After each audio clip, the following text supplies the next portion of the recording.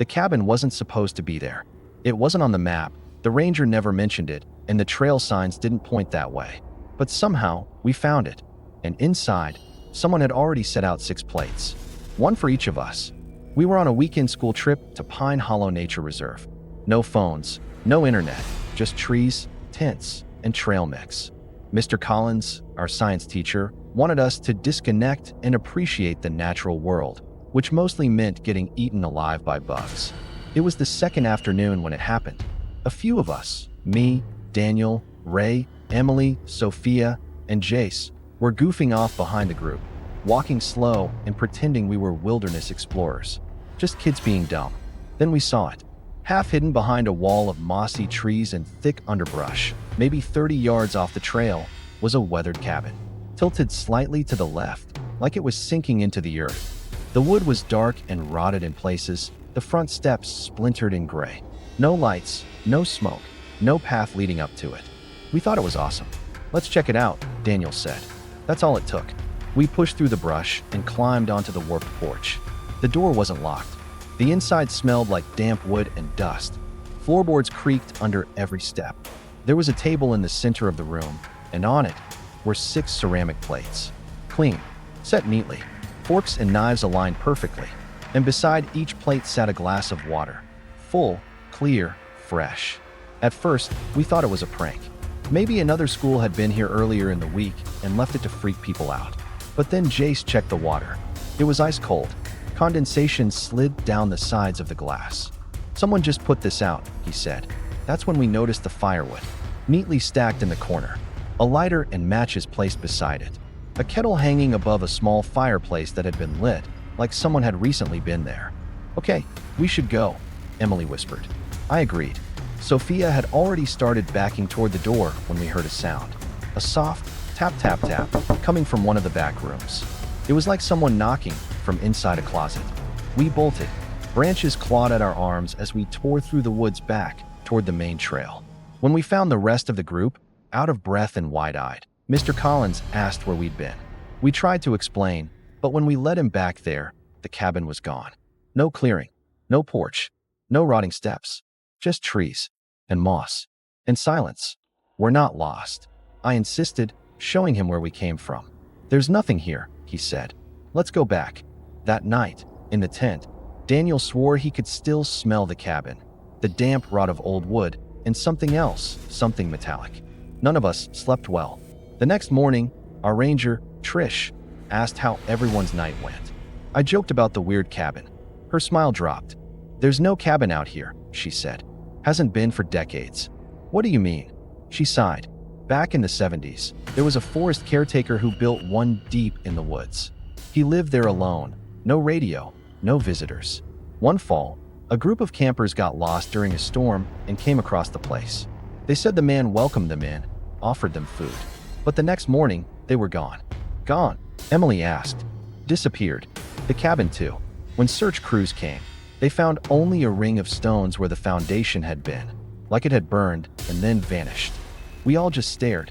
That night, back home, I checked my backpack. I hadn't touched it since we left.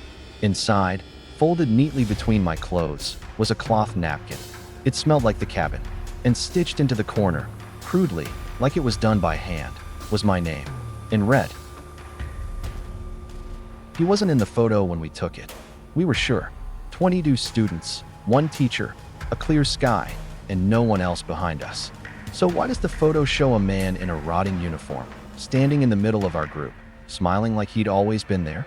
We visited Fort Langdon on a chilly October morning. The fog hadn't lifted yet, and the bare branches of the surrounding woods looked like grasping hands. The place was meant to be a historical site. No jump scares, no actors, just decaying buildings and stories from a forgotten war. Our guide, Dylan, was barely older than us. He had a half-scripted, half-bored energy as he led us through rusted gates and overgrown trenches. "No reenactors," he clarified early on. "What you see is what's left. We don't dress it up for tourists." We believed him.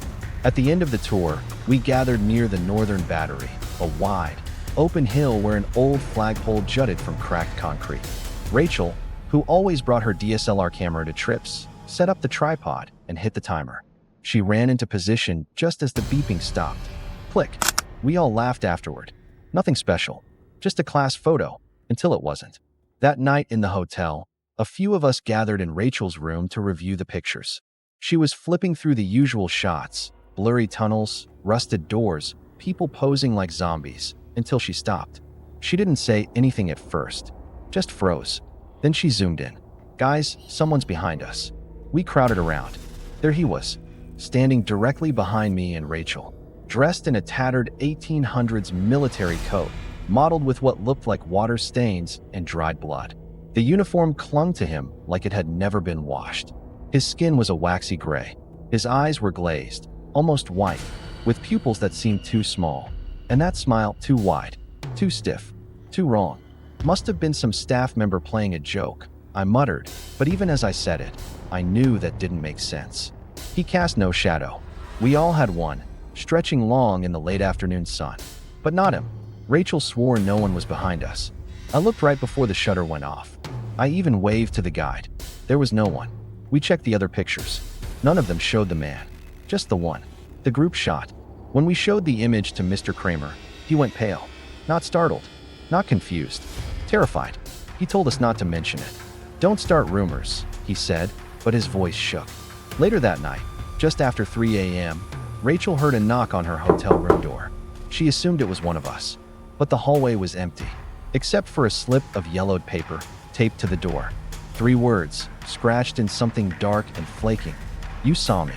She deleted the photo that morning. But by the time we got on the bus, it had returned. Same image, same file name, same timestamp, same pale figure standing behind us. Only this time, when she zoomed in, he wasn't looking at the camera anymore. He was looking straight at her. We told the chaperones. We even showed the guide. No one could explain it. Fort Langdon didn't employ reenactors. They insisted. They didn't even have uniforms on site. One of the maintenance workers, an older man who'd worked there for decades, overheard us talking. He pulled us aside and asked to see the photo. He stared for a long moment, then said, "You kids need to delete that. That's Private Harrow." "Who?" He nodded to the photo. They found him in the tunnels in 1871. He went missing during a drill, got lost underground, locked in behind a collapsed wall. He scratched his way toward the surface. Didn't make it. They say when people get too close to where he died, he follows them home. Rachel reset the memory card. She wiped the drive. She even stopped using the camera. But the file kept coming back. Not just to her. It showed up on my phone last month. I hadn't spoken to Rachel in over a year. But there it was, sitting in my gallery like it had always been there. He's closer now, standing at the edge of the group, just behind my shoulder. No more grin. Just a pale face, eyes fixed on mine. And he still casts no shadow. Have you ever counted a group of kids, only to realize there's one more than you left with? One who never speaks, and whose name isn't on any list. I was a chaperone on my younger sister's 8th grade field trip to a forest park 2 hours outside the city. Just a day hike, a packed lunch, a few birdwatching worksheets. Simple stuff. There were 32 students total, plus 2 teachers and me. We'd counted them 5 times before leaving the parking lot. The hike went fine. Long and winding, a little too quiet at times, but nothing weird. By the time we reached the bus again, the kids were exhausted and sun-dazed. Everyone collapsed into their seats without a word. As the bus rumbled back toward the highway, Mr. Evans, the science teacher, stood up to do one final head count. He mumbled numbers to himself, finger pointing row by row. 33, he muttered, confused. He did it again. Wait, 33. Must have counted wrong. I offered. Do it again. He did. Same result. So I stood up and counted myself. Same. 33 kids. I walked the aisle slowly, asking each row, "Hey, what's your name?"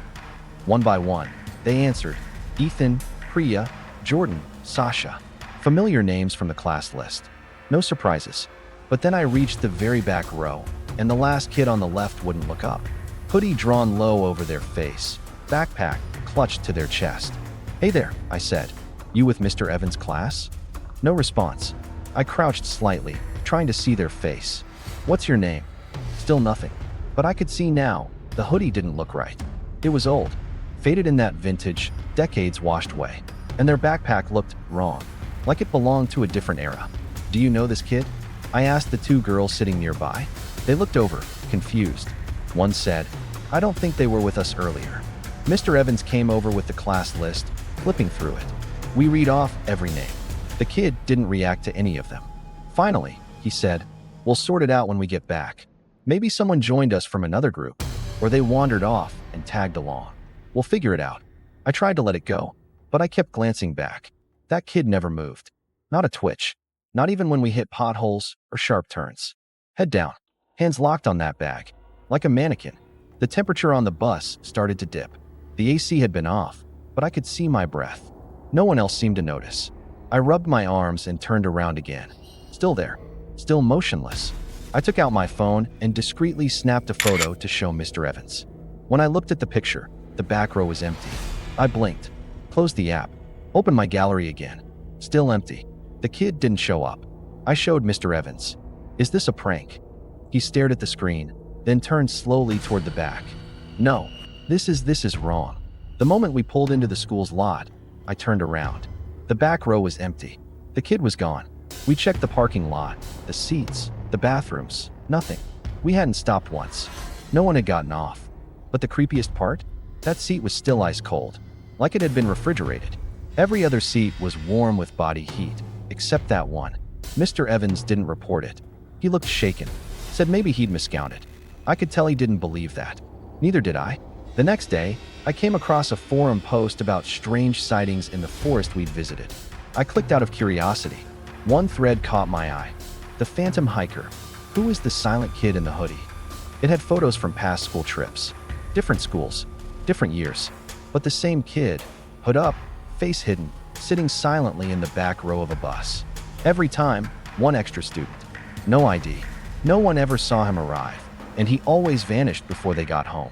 One post mentioned a tragedy from 1982, a boy named Jacob B., who got separated during a class hike in that same forest and was never found. His photo? Grainy, faded, but the hoodie, it was unmistakable. I showed it to Mr. Evans. He didn't say a word. He just shut his laptop and muttered, "Never again." I don't know if what we saw was real or some shared hallucination, but I still have the photo on my phone, just an empty row of seats. I look at it sometimes, trying to remember how cold the air felt, how still the kid was. And every time I do, I swear I hear the soft creak of a backpack zipper behind me. Next time you board a school bus, count the kids. Just make sure there aren't too many.